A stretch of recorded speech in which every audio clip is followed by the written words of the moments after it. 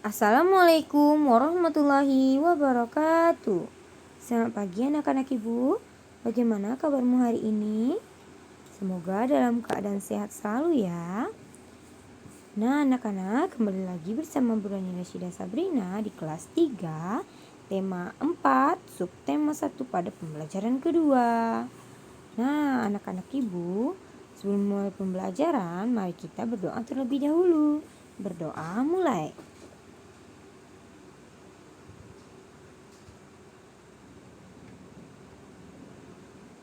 Berdoa selesai. Apa yang kamu lihat pada gambar di bawah ini anak-anak? Bagaimana jika kamu menghadapi situasi itu? Nah, jadi pada halaman 10 ini ada 4 gambar anak-anak yang menghadapi situasi yang berbeda. Yang pertama ada gambar angin ya, angin kencang. Jadi dia sedang menghadapi situasi angin kencang. Lalu yang kedua, dia menghadapi hujan. Nah, jadi pada gambar yang kedua itu ada terjadi hujan. Yang ketiga itu gambarnya matahari cerah. Jadi situasinya sedang cerah ya. Lalu yang keempat ada gambar pada malam hari. Oke, ada bulan ya, bulan sabit di sana ya, Nak. Nah, jadi di sini kalau anak-anak ibu menghadapi situasi seperti angin kencang, apa yang sebaiknya anak ibu lakukan? Nah, anak-anak ibu bisa di dalam rumah saja atau di dalam ruangan ya. Kemudian kalau hari hujan, anak ibu harusnya memakai payung, benar. Kalau anak ibu ingin keluar juga, tapi sebaiknya kita di rumah saja ya. Dan jika matahari cerah atau situasinya sedang cerah, anak ibu bisa belajar, bisa bermain di luar ruangan. Bagaimana dengan yang keempat? Ya, malam hari sebaiknya anak ibu tidak di luar lagi ya.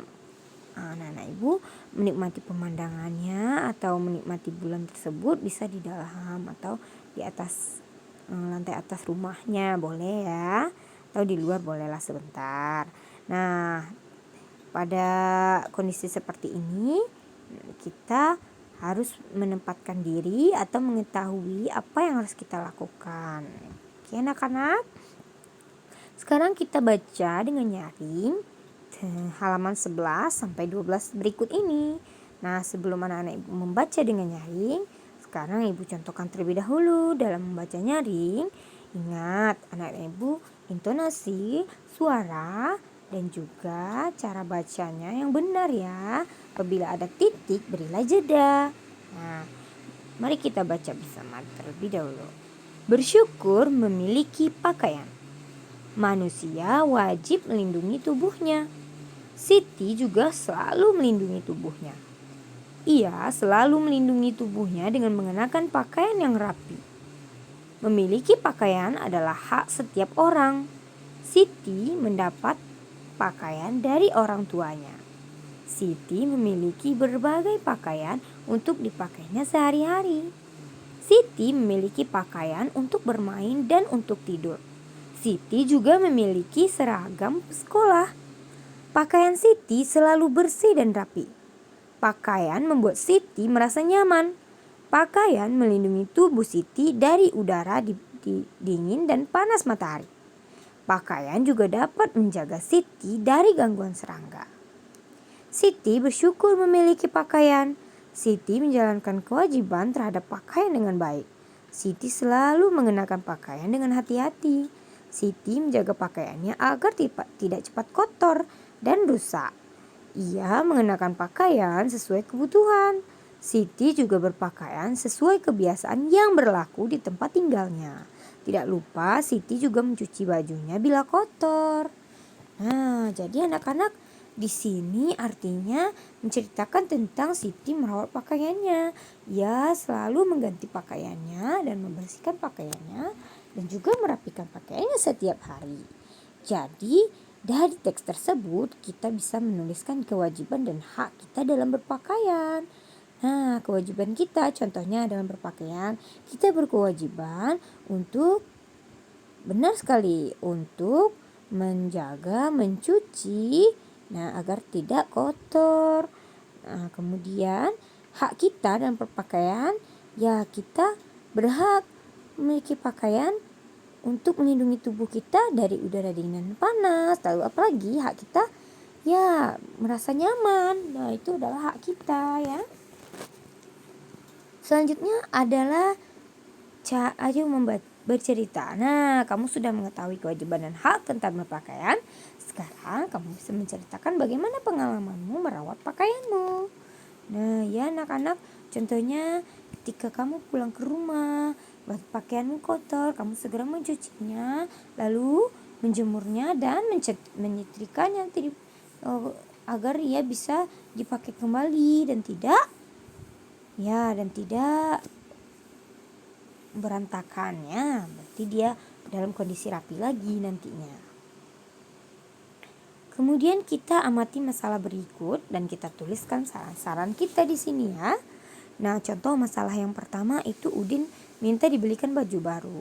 Di lemari baju Udin masih banyak dan masih bagus. Nah, ini adalah masalahnya ya. Jadi saranmu terhadap Udin apa kira-kira anak-anak? Ya, sebaiknya Udin tidak usah membeli baju baru karena bajunya masih banyak dan masih bagus, masih banyak yang bisa dipakai. Lalu yang kedua, dayu robek karena digunakan bermain lompat tali. Nah, kira-kira saranmu untuk dayu apa ya anak-anak? Ya, contohnya berarti dayu harus menjahit pakaiannya. Nah, contoh yang lain ada tuh di bawah ya anak-anak di halaman 14 ini. Contoh kalimatnya kalau misalkan masalahnya adalah Edo pulang kehujanan, baju seragamnya basah kuyup. Nah, sebaiknya Edo segera pulang dan mandi. Atau seharusnya Edo menunggu sampai hujan reda. Jadi dalam membuat kalimat saran harus menggunakan kata sebaiknya atau kata seharusnya. Itu intinya ya anak-anak. Sekarang kita akan membaca bacaan tentang istirahat siang. Siti wajib membantu ibu di rumah. Usai makan siang, Siti mengangkat pakaian dari jemuran. Usai membantu ibu, Siti beristirahat. Beristirahat adalah hak setiap orang. Ada banyak cara beristirahat.